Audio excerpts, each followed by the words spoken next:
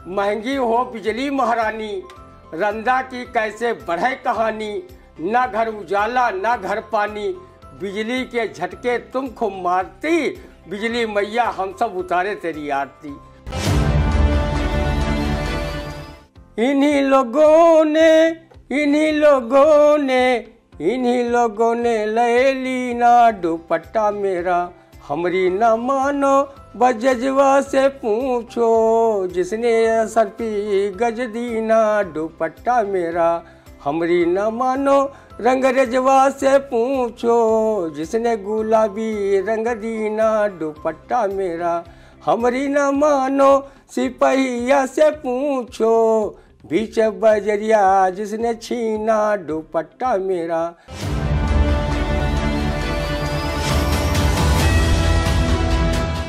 नमस्कार, स्वागत है आप सभी का इंडिया के खास कार्यक्रम रंदा में। खबरों पर रंदा चलाने के लिए इंडिया के स्टूडियो में हमारे खास मेहमान वरिष्ठ पत्रकार, कवि एवं रंगकर्मी ज्ञान प्रकाश सिंह प्रतीक जी मौजूद हैं। तो प्रतीक जी, आपका बहुत बहुत स्वागत है इंडिया के स्टूडियो में। आज जिस पर रंदा की टिप्पणी सबसे पहले होती है वो खबर को ले चलते हैं, जहां घरेलू बिजली 23% तक हो सकती है महंगी, उपभोक्ताओं को लगेगा बिजली के बिल का झटका। इस बिजली के बिल पे झटके पर जो है क्या कहता रंदा, सुनते हैं। वैसे ही रंदा सरीखे छोटे मोटे घरेलू उपभोक्ता बहुत कम विद्युत बिल का करंट झेल रहे थे। 23% के बजाय 1000% घरेलू बिजली महंगी कर देते तो कम से कम रंदा सरीखे 1 किलोवाट के नीचे विद्युत उपयोग करने वाले विद्युत बिल की मार के भय से विद्युत उपयोग करना ही बंद कर देते और ढिबरी युग में पुनः प्रवेश पा जाते। अगर विद्युत बिल बेतहाशा बढ़ा तो रंदा जैसे उपभोक्ताओं के बस की बात नहीं है कि वो बिजली यूज कर उसका भारी भरकम विद्युत बिल भर सके। रंदा ने विद्युत वितरण कंपनियों से गुजारिश की है कि अगर विद्युत दर्शन पर ज़्यादा बिजली का बिल न लगे तो वो अपने घर में 0 वाट का एक विद्युत बल्ब घंटा आधा घंटा के लिए जला लिया करे और महंगी विद्युत महारानी के दर्शन लाभ कर रंदा उसकी आरती यह गाकर उतार सके। महंगी हो बिजली महारानी, रंदा की कैसे बढ़े कहानी। ना घर उजाला ना घर पानी, बिजली के झटके तुम खूब मारती, बिजली मैया हम सब उतारे तेरी आरती। वैसे उत्तर प्रदेश में विद्युत व अन्य राज्यों की अपेक्षा काफ़ी महंगी है। उस पर विद्युत कंपनियां घरेलू विद्युत उपभोक्ताओं पर 23% और विद्युत बिल भार बढ़ाने के चक्कर में है। वो नियामक आयोग में ARR और टैरिफ प्रस्ताव भी दे चुकी हैं। घरेलू उपभोक्ताओं पर 50 पैसे से लेकर 1.5 रुपये प्रति यूनिट की मार पड़ सकती है। जो ईमानदार उपभोक्ता हर माह अपने विद्युत बिल का भुगतान करते हैं, चोरी छिपे बिजली नहीं जलाते हैं, उन पर ही विद्युत कंपनियां विद्युत बिल भार बढ़ा रही है। सीतापुर जिले में करीब 6 अरब रुपये 3 साल से लगाकर 10 साल तक बिजली उपयोग करने के बाद भी विद्युत बिल नहीं दिया। सरकारी विभागों पर करोड़ों रुपया बकाया पड़ा है। इसे वसूलने में विद्युत महकमा के लोग कोताही बरत रहे हैं। लेकिन जो उपभोक्ता हर माह बिजली बिल देते हैं, अगर 1 महीना पिछड़ जाए तो उनके मोबाइल पर विद्युत कनेक्शन काटने की चेतावनी जारी हो जाती है। दिल्ली, हिमाचल प्रदेश, राजस्थान, छत्तीसगढ़, पंजाब में तो 200 यूनिट तक घरेलू बिजली का बिल माफ है। उत्तर प्रदेश में वैसे ही सबसे ज़्यादा बिजली बिल लिया जा रहा है। अब 23% और बढ़ोतरी की बात विद्युत वितरण कंपनियां कर रही हैं, जो उपभोक्ताओं के लिए किसी बड़े विद्युत झटके से कम नहीं। बिल्कुल सही कहा कि 23% जो है बिजली में बिल में जो है कंपनी बढ़ाने की बात कह रही है। तो रंदा की अपील है कि कैसे जो है हम सह पाएंगे इस बिजली के बिल का झटका, क्योंकि रंदा कहता है कि अगर 23% बिल बढ़ जाएगा तो ना वो बिजली जला पाएगा, फिर वही डिबरी जलाएगा, और अब तो डिबरी में भी जो है मिट्टी का तेल नहीं मिल रहा है, तो कैसे वो डिबरी जलाएगा। तो अंधेरे में रहने के लिए रंदा जो है तैयार है। अगली खबर, सीतापुर शहर कोतवाली हेल्प डेस्क पर तैनात महिला सिपाही रेणु शर्मा व स्नेहलता ने पेश की ईमानदारी की मिसाल, लौटाए 50,000 रुपए। आईजी तरुण गाबा ने दोनों की कर्तव्य निष्ठा से खुश होकर दिया 5,000 का इनाम। जनपद वासियों ने की इन दोनों महिला सिपाहियों की ईमानदारी व कर्तव्य निष्ठा की प्रशंसा। क्या कहता है इस प्रशंसा पर, सुनते हैं रंदा। रंदा ने जब से शहर कोतवाली की हेल्प डेस्क में तैनात महिला सिपाही रेणु शर्मा व स्नेहलता द्वारा पूर्व प्रधान रामकोट दयाशंकर के लालबाग चौराहे पर गिरे 50,000 रुपये इन महिला आरक्षियों को मिले और वो अपनी ईमानदारी व कर्तव्यनिष्ठा का परिचय देते हुए प्रभारी निरीक्षक कोतवाली टीपी सिंह को सौंप दिए। उन्होंने पूर्व प्रधान रामकोट दयाशंकर को वो रकम वापस कर दी। पूर्व प्रधान की आंखों में खुशी के आंसू छलछलाए। इस घटना के बाद रंदा की पुलिस की कार्यशैली के प्रति धारणा ही बदल गई। अब वो पुलिस की ईमानदारी पर किसी व्यंग कवि की ये पंक्तियां भी नहीं सुनाता। पुलिस और ईमानदारी सुनकर बिल्कुल वैसे ही हूँ हैरान जैसे सरदारों के मोहल्ले में नाई की दुकान। रंदा समझ गया है कि हर विभाग में घूसखोर और ईमानदार दोनों प्रकार के अधिकारी कर्मचारी होते हैं, इसलिए सभी के लिए 22 पसेरी धान की कहावत नहीं लागू करना चाहिए। रंदा ने प्रसिद्ध नाटककार राजेंद्र शर्मा द्वारा लिखित बदनाम लोग में ईमानदारी पर लिखे गए एक संवाद में पढ़ा है कि ईमानदारी वो पुड़िया है जिसे एक आदमी दूसरे आदमी को आसानी से दे देता है, लेकिन जब वो स्वयं खाता है तो उसे बदहजमी हो जाती है। रंदा का मानना है कि जिस तरह दोनों महिला आरक्षियों ने अपनी ईमानदारी और कर्तव्यनिष्ठा का परिचय देकर पुलिस महकमे का सिर गौरव से ऊंचा किया है, अगर सभी पुलिसकर्मी ऐसे ही ईमानदार कार्यशैली अपनाए तो वास्तव में वे पूरा समाज उन्हें अपने सिर आंखों पर बिठाए रखेगा। और उनकी खराब पुलिसिया छवि को लेकर मशहूर शायर महफूज रहमानी की ये शेर भी नहीं कहना पड़ेगा। बके गाली न सड़काए, बके गाली न सड़काए, जो डंडे बेगुनाहों पर किसी भी एंगल से वो पुलिस वाला नहीं लगता। कोई मुजरिम नहीं कहता, ये थानेदार कहता है। न हो सामान्य दोजक का, वो थाना नहीं लगता। प्रदेश में घटित हुई कई बलात्कार की घटनाओं में कुछ पुलिस कर्मियों की संलिप्तता को ध्यान में रख किसी कवि ने उनके चरित्र पर ही उंगलियां उठा दी हैं। आए हैं दीवान जी आज हमारे गांव और सुरसतिया के होंगे फिर से भारी पांव। रंदा महिला आरक्षी रेणु शर्मा व स्नेहलता को उनकी ईमानदारी व कर्तव्यनिष्ठा को सैल्यूट करता है तथा पुलिस अधीक्षक धुले सुशील चंद्रभान को भी बधाई देता है कि उनके कुशल निर्देशन में पुलिसकर्मी अपनी कर्तव्यनिष्ठा का ईमानदारी से पालन कर रहे हैं। प्रभारी निरीक्षक शहर कोतवाली टीपी सिंह भी बधाई के पात्र हैं, जिन्होंने सही व्यक्ति तक उसके गुम हुए 50,000 रुपये लौटाने का निष्ठापूर्वक कार्य किया। रंदा दोनों महिला आरक्षियों को प्रोन्नत किए जाने का भी शासन व प्रशासन व पुलिस के आला अधिकारियों से अपील की है कि वो प्रोन्नत कराएं ताकि विभाग के अन्य पुलिस कर्मियों को ईमानदारी व कर्तव्य निष्ठा की प्रेरणा मिल सके। बिल्कुल सही कहा। जो शहर कोतवाली में बनी हेल्प डेस्क में 2 महिला आरक्षी रेणु व स्नेहलता ने जो है एक लालबाग चौराहे पर 50,000 रुपये पड़े हुए पाए थे, जिसे सकुशल उस व्यक्ति तक जो है पहुंचा दिए गए और वाकई ये बधाई के पात्र दोनों महिला आरक्षी हैं।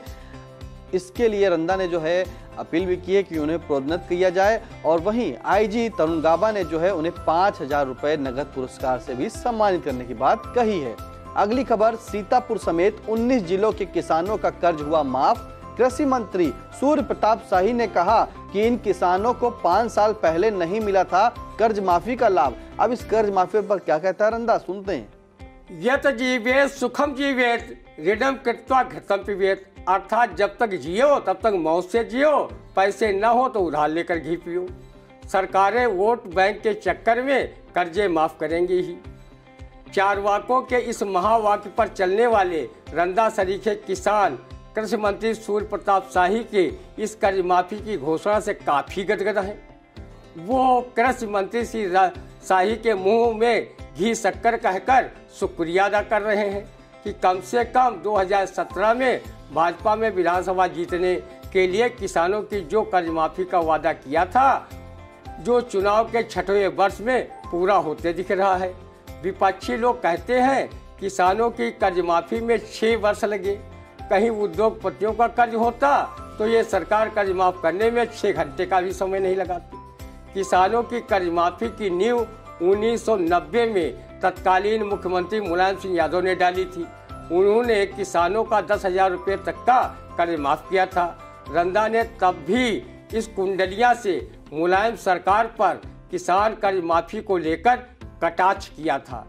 मुलायम सरकार मुलायम बड़ी, जल्द करे इंसाफ, 10,000 तक के किए कर्जे सबके माफ। कर्जे सबके माफ, खा पी मौज उड़ाओ, समय मिले यदि आपको गुणगान उन्हीं के गाओ। ऋण लीजिए हर बैंक से, जब तक सरकार ये कायम, और कर्जे माफ करेंगे ही अपने श्री सिंह मुलायम। आगे की सरकारें व अन्य राजनीतिक दल किसानों का कर्ज माफी उनका वोट हासिल करने हेतु चुनावी घोषणा पत्र में शामिल करने लगे। वर्ष 2008 में मनमोहन सिंह की यूपीए सरकार में 72,000 करोड़ का किसानों का कर्ज माफ किया गया था। वर्ष 2012 में बनी सपा की अखिलेश सरकार ने 50,000 रुपये तक का किसानों का सहकारी बैंकों का कर्ज माफ किया गया था। वर्ष 2017 में योगी सरकार ने अपने चुनावी घोषणा पत्र के मुताबिक अधिकांश जिलों के किसानों का 1 लाख तक का कर्ज माफ किया था। 17 जिले रह गए थे जिसमें अब माफ किया जा रहा है। उसमें अयोध्या और सीतापुर भी शामिल है। अगले साल लोकसभा के चुनाव होने हैं, जिसको कर्ज लेना हो वो किसान कर्ज ले ले। 2024 में भी कई राजनीतिक दल किसानों की कर्ज माफी की बात कहते हुए वोट मांगेंगे। जब कर्ज माफ हो जाते हैं तो उसे लेने में बुराई ही क्या है। बैंकों से जब विजय माल्या, नीरव मोदी, मेहुल चौकसी जैसे न जाने कितने उद्योगपति बैंकों से अरबों रुपए का कर्ज लेकर विदेश भाग गए, सरकार भी उनका कुछ नहीं बिगाड़ पा रही है, तो छोटे मोटे कर्ज के लिए कौन किसको फांसी पर चढ़ा रहा है। अब कर्ज की ना तो मर्ज से तुलना की जाती है और ना ही उधार का खाना व प्यार का तापना की बराबर वाली कहावत ही कही जाती है। अब बैंक ऋण लेना लोगों का एक स्टेटस सिंबल हो गया है। रंदा भी नदी के किनारे रहने वाले उस कछुआ के समान है जो कर्जा लेकर खाता रहता है और मांगने पर वो नदी में खिसक जाता है। किसी ने कहा भी है, नदी किनारे कछुआ बैठा, कर्जा ले ले खाए, और कर्जा वाला कर्जा मांगे, खिसक नदी में जाए, नरैना ठिंगा ले ले। बिल्कुल, कर्जा वाला कर्जा मांगे, खिसक नदी में जाए, नारायणा ठिंगा ले ले।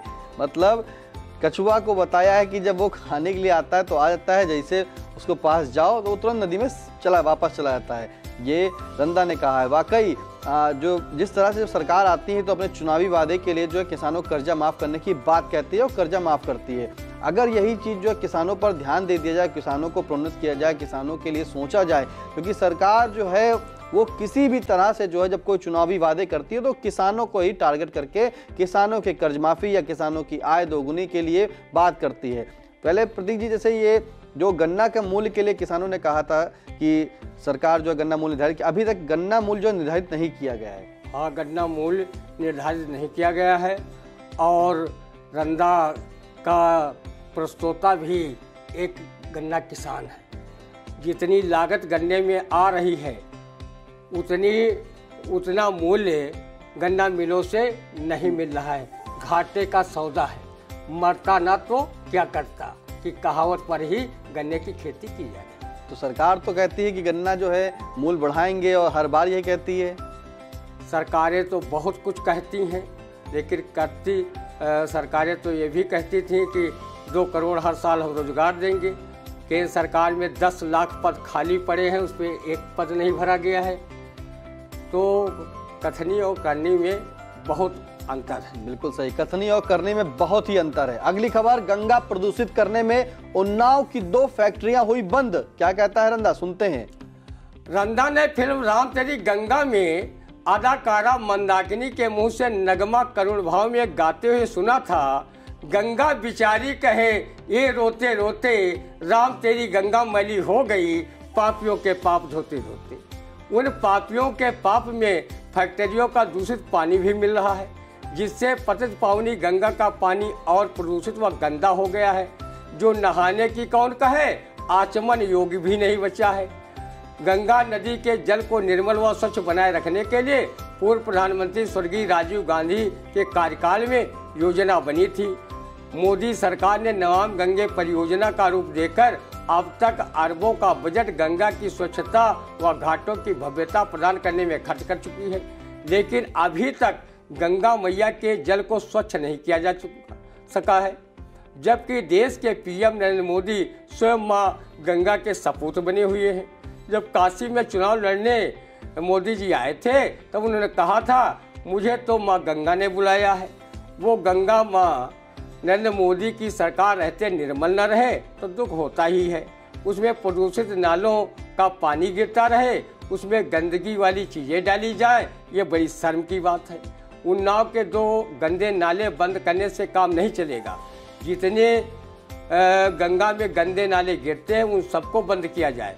रंदा की सलाह है, झूठ बोलकर सत्ता हासिल करने वाले नेताओं, घूसखोर अधिकारियों, अत्याचारियों, पापाचारियों, गोदी मीडिया, ढोंगी, पाखंडी बाबाओं, झूठ बोलने तथा लफाजी हाँकने वाले लोगों को गंगा मां में स्नान न करने दिया जाए तथा आतंकवाद, देशद्रोह व संविधान के विरुद्ध कार्य करने वाले लोगों तथा हिंसा, नफरत और वैमनस्य को बढ़ावा देने वाले बलात्कारी, अहंकारी, अनाचारी, पापाचारी तथा कोई भी गैरकानूनी काम करने वाले लोगों को भी गंगा में स्नान करने से वर्जित कर दिया जाए। जीवों की हत्या करने और पर्यावरण को हानि पहुंचाने वाले लोगों को भी गंगा स्नान से रोका जाए। देखना, माँ गंगा स्वतः स्वच्छ व निर्मल दिखाई पड़ेंगी और गंगा मैया के किनारे महिलाएं माँ गंगा की स्तुतिगान करती हुई मिलेंगी। गंगा मैया में जब तक कि पानी रहे, मेरे सजना की तब तक जिंदगानी रहे। बिल्कुल, गंगा मैया में जब तक पानी रहे, मेरे सजना की तब तक जिंदगानी रहे। रंदा ने बिल्कुल सही कहा है कि वाकई गंगा को अगर स्वच्छ रखना है तो जो घूसखोर अधिकारी हैं, अत्याचारी हैं, बलात्कारी हैं, पापाचारी हैं, इन सबको जो है गंगा से दूर करें और ऑटोमेटिक जो है गंगा साफ हो जाएगी। अगली खबर, सीतापुर जिले के सिधौली तहसील के अल्लीपुर गांव निवासी पेशे से शिक्षक कवि देवेंद्र कश्यप निडर को मिला प्रताप नारायण मिश्र स्मृति सम्मान। दशरथ मांझी के जीवन संघर्षों पर लिखा प्रबंध काव्य श्रमवीर भावराव देवरस न्यास की ओर से उप मुख्यमंत्री ब्रजेश पाठक ने माधव सभागार निराला नगर में देवेंद्र कश्यप निडर सहित देश के 6 नवोदित साहित्यकारों को किया सम्मानित। क्या कहता है इस सम्मान पर, सुनते हैं रंदा। अभी चंद दिन पहले उत्तर प्रदेश हिंदी संस्थान द्वारा साहित्यकारों को उनकी रचना धर्मिता, साहित्यिक सेवाओं के लिए 70 कवियों और साहित्यकारों को पुरस्कृत व सम्मानित किया गया था, जिसमें सीतापुर जनपद का कोई कवि साहित्यकार पुरस्कृत व सम्मानित नहीं किया गया।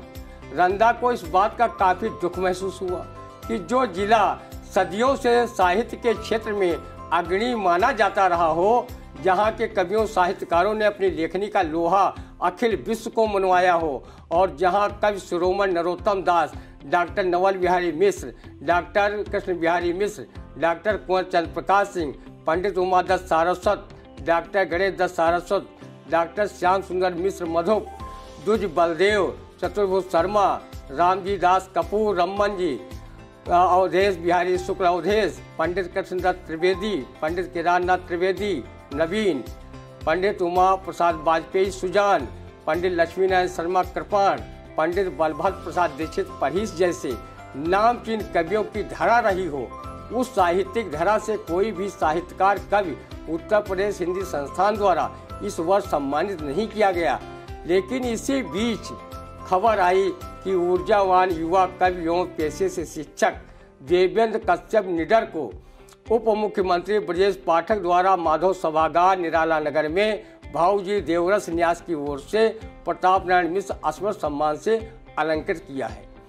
रंदा ने जनपद के सभी कवियों, शायरों, पत्रकारों और बुद्धिजीवी वर्ग के तमाम लोगों की ओर से देवेंद्र कश्यप निडर को हार्दिक बधाई दी है और वो ऐसे ही साहित्य सेवा में अग्रणी भूमिका निभाते रहें, इसकी दुआ की है और देश दुनिया के तमाम सम्मान व पुरस्कार प्राप्त कर सीतापुर जिले का गौरव बढ़ाते रहें। जिस प्रकार समर्थ गुरु रामदास को पाकर वीर शिवाजी ने औरंगजेबी शासन की चूल्हे हिला दी थी, वैसे ही कवि देवेंद्र कश्यप निडर विवेकानंद कोचिंग सिधौली के संचालक व आदर्श शिक्षक रामदास वर्मा को अपना गुरु पाकर जहां साहित्य क्षेत्र में नित्य नए आयाम स्पर्श कर रहे हैं, वहीं वो बेसिक शिक्षा विभाग में सहायक अध्यापक के रूप में बच्चों को अच्छी तालीम दे रहे हैं।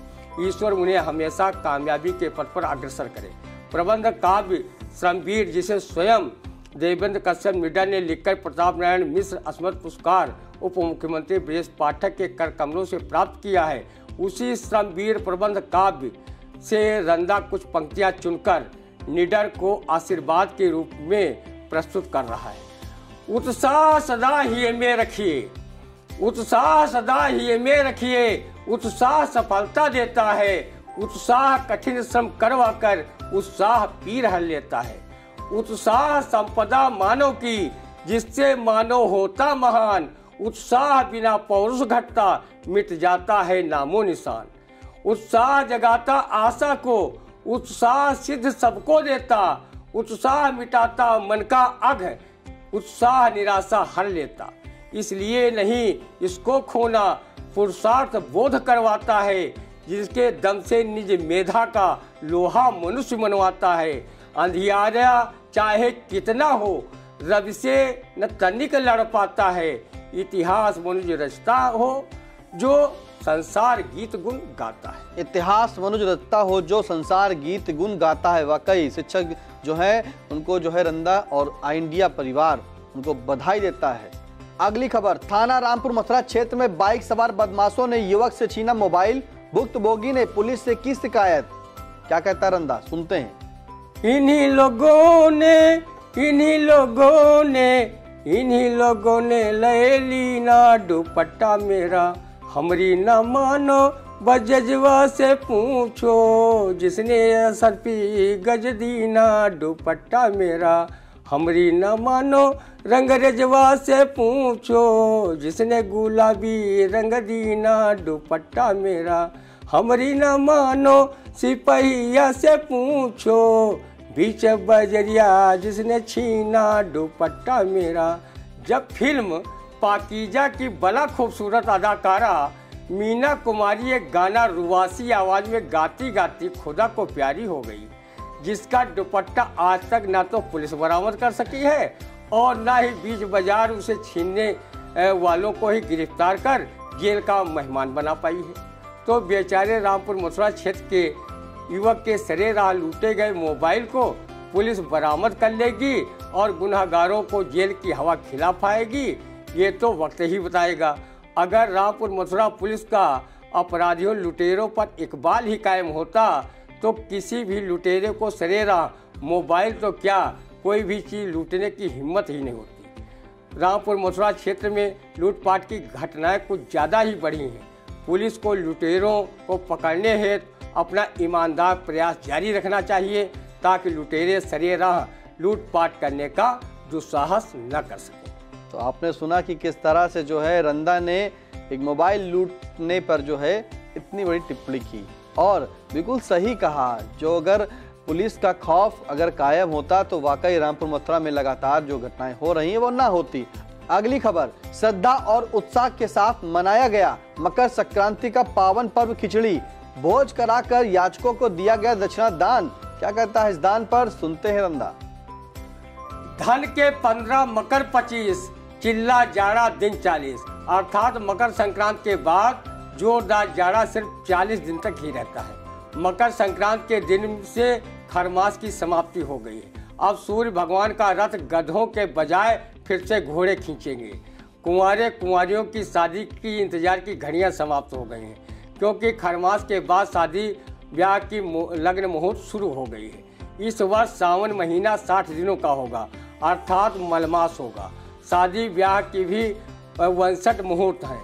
मकर संक्रांति के पावन पर्व का सनातन धर्म में सर्वाधिक महत्व है, जो इसे श्रद्धा पूर्वक और उत्साह के साथ मनाते हैं। मकर संक्रांति के दिन लोग पवित्र नदियों, स्वच्छ जलाशयों में स्नान कर गुड़ तिल व खिचड़ी का दान पंडा पुरोहितों व गरीबों में करके पुण्यार्जन करते हैं। इस मकर संक्रांति पर 88,000 ऋषिमुनियों की तपोभूमि नैमिषारण्य में श्रद्धालुओं ने जाकर आदि गंगा, गोमती व चक्रतीर्थ में स्नान कर पंडा पुरोहितों व गरीबों में खिचड़ी दान किया। आरएसएस से जुड़े लोगों ने भी खिचड़ी पर मनाकर आगामी लोकसभा व नगर निकाय चुनाव को लेकर आपस में रणनीतिक खिचड़ी भी पकाई। मकर संक्रांति के पावन पर्व पर कई स्वयंसेवी संगठनों ने खिचड़ी भोज का आयोजन किया। मकर संक्रांति के बाद जाड़ा कम होने के आसार के चलते लोग कहने लगते हैं, जब लगी माह की पाँचै तो बूढ़ डुगरिया नाचे। तो कोई कहता है कि आधे मांगे कम्बल कांधे, तो कोई कहता है माह जाड़ न पूछे जाड़ और जबै बैरिया तब है जाड़। मकर संक्रांत पावन पर्व पर सभी भारतीयों को स्वस्थ व समृद्धशील रखने के लिए रंदा ईश्वर से दुआ करता है कि मकर संक्रांति उनके जीवन में नित नया उल्लास भरे। बिल्कुल, रंदा की तरफ से और ऑल इंडिया परिवार की तरफ से सभी को मकर संक्रांति की हार्दिक हार्दिक शुभकामनाएं। अगली खबर, बिहार के शिक्षा मंत्री प्रोफेसर चंद्रशेखर की जीभ काटने वाले को 10 करोड़ देंगे अयोध्या के संत। जगत गुरु परमहंस आचार्य बिहार के शिक्षा मंत्री प्रोफेसर चंद्रशेखर ने रामचरितमानस को समाज में नफरत फैलाने वाला बताया था। जीभ काटने पर क्या कहता रंदा, सुनते हैं। आदरणीय संत जगत गुरु परमहंस आचार्य जी, आपके मुंह से शिक्षा मंत्री की जबान काटने वाले को 10 करोड़ रुपए इनाम देने की बात अच्छी नहीं लगती। रंदा सरीखे असंख्य लोगों को आपकी बात से दुख हुआ है और प्रोफेसर चंद्रशेखर की बात से भी रंदा सरीखे आस्थावान लोग खुश नहीं हैं। रंदा को दुख है कि एक संत आचार्य व जगत गुरु अहिंसा परमो धर्मा छोड़कर हिंसा को बढ़ावा कैसे दे सकता है। संत का हृदय तो नवनीत के समान होता है। अगर शिक्षा मंत्री प्रोफेसर चंद्रशेखर ने रामचरितमानस को लेकर कुछ अनर्गल टिप्पणी कर लोगों को मर्माहत करने का काम किया है तो वो भी निंदनीय है। उसके लिए भारत में कानून भी है। बिहार के शिक्षा मंत्री के विरुद्ध आचार्य जी आपको मुकदमा करना चाहिए था, न कि किसी को उनके जवान काटने है 10 करोड़ का इनाम रखना चाहिए था। इससे तो देश में कानून का राज खत्म हो जाएगा और हिंसा अराजकता को बढ़ावा मिल जाएगा।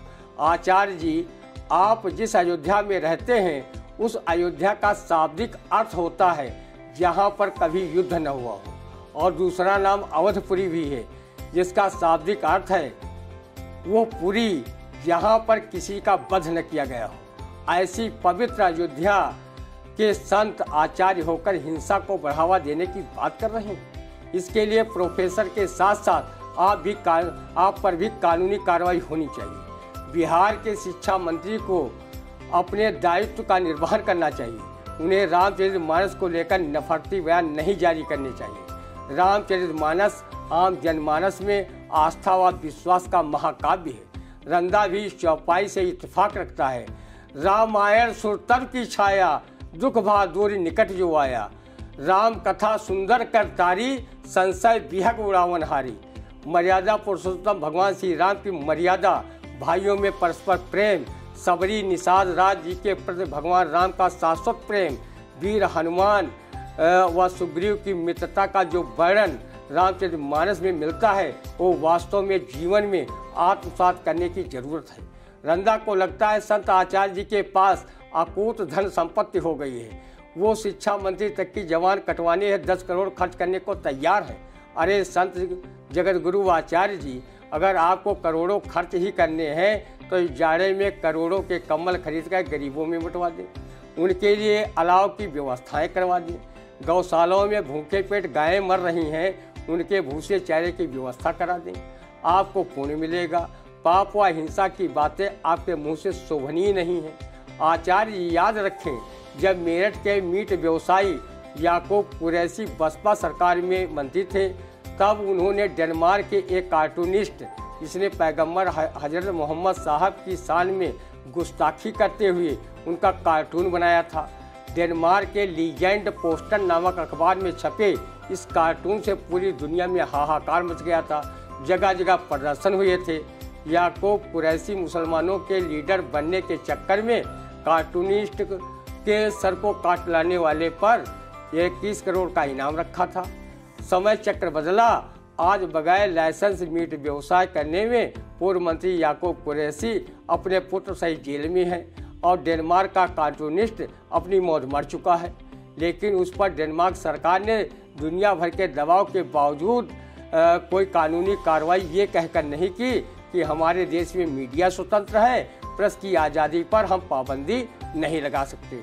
रंदा को लगता है अयोध्या के संत जगत गुरु आचार्य का वक्तव्य और बिहार के शिक्षा मंत्री प्रोफेसर चंद्रशेखर का वक्तव्य सिर्फ सस्ती लोकप्रियता हासिल करने एवं मीडिया की चर्चा में बने रहने के लिए प्रतीत होता है। लोगों को नफरती व बिना सिर पैर के बयान देने से बचना चाहिए।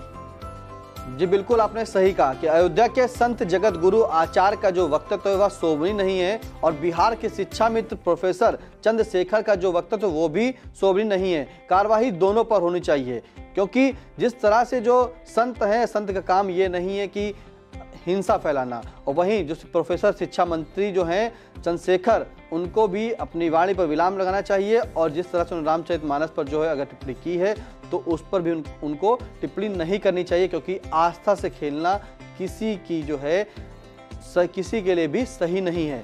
अगली खबर, भाजपा से निलंबित नुपुर शर्मा को मिला हथियार का लाइसेंस। क्या कहता है लाइसेंस पर, सुनते हैं। जब तलवार का मारा घाव भर जाता है, लेकिन जवान रूपी औजार से मारे गए का घाव कभी नहीं भरता। जब भाजपा से निलंबित नुपुर शर्मा की जवान ही किसी आइटम बम से कम नहीं थी, तो फिर उन्हें लाइसेंस लेने की जरूरत क्यों आन पड़ी। जिनके जवान से निकली पैगंबर हजरत मोहम्मद साहब के प्रति टिप्पणी ने पूरी दुनिया को हिलाकर रख दिया। जगह जगह हिंसक प्रदर्शन हुए। यमन, कतर जैसे देशों ने उनकी टिप्पणी का विरोध किया, जिन्हें अपनी विवादित टिप्पणी के लिए जेल की यात्रा करनी चाहिए थी। आज वो आग्नेय अस्त्र का लाइसेंस लेकर घूम रही हैं। अगर कोई विपक्षी दल के प्रवक्ता ने ऐसी कोई टिप्पणी की होती तो उसे लाइसेंस मिलना तो दूर, अब तक वो विभिन्न आपराधिक धाराओं में जेल की हवा खा रहा होता। रंदा की नुपुर शर्मा को सलाह है कि वो शस्त्र के बजाय शास्त्रों व संविधान का ठीक ढंग से अध्ययन करें, जो हमें मानवता और इंसानियत के रास्ते पर ले जाता है और भाईचारे के साथ आपस में प्रेम से रहना सिखाता है। बिल्कुल सही कहा आपने कि जो है नुपुर शर्मा को जो है शस्त्रों के बजाय शास्त्रों का ज्ञान जरूरी है, शास्त्रों का ज्ञान होना चाहिए। तो कैसा लगा रंदा, आप कमेंट करके जरूर बताइए और हमारे आई इंडिया चैनल को सब्सक्राइब करें, लाइक करें, कमेंट करें, शेयर करें। अब दीजिए इजाजत, फिर मिलते हैं आपसे अगले रविवार सुबह 8:30 बजे। नमस्कार।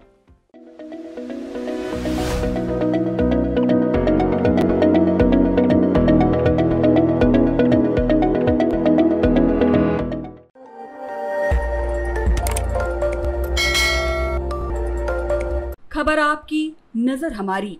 देखते रहिए आई इंडिया।